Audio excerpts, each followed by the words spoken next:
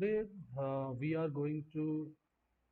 learn about the different types of regression models. Uh, there are three types basically on this slide. There are three types of regression models, and all the types of the regression models basically depend upon the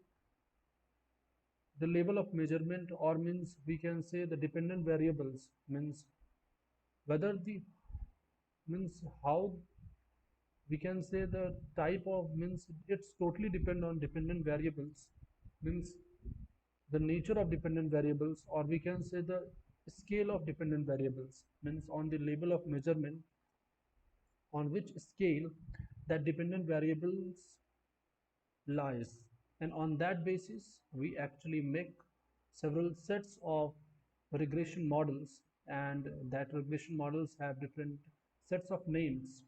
And today we are going to deal with three types of regression models. And first of all, there is a logistic models or a probit model. When we use this type of models, when your dependent variables is basically a nominal set of, means your dependent variables, the data type is of nominal type, means nominal set of data, means basically we can say what is nominal data, but that is basically a categorical data, means means for example,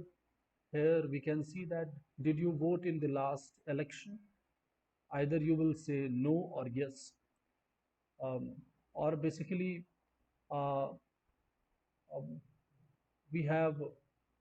some other examples like do you prefer to use public transportation or to drive a car. So either you will prefer to drive, or either you will prefer a public transportation.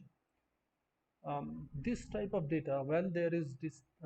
means this type of nominal data, then we have to use logistic regression or a probit model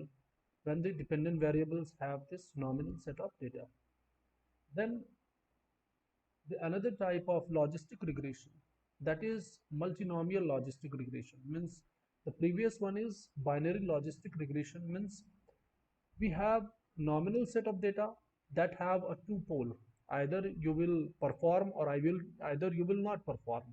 But when we have a nominal data, but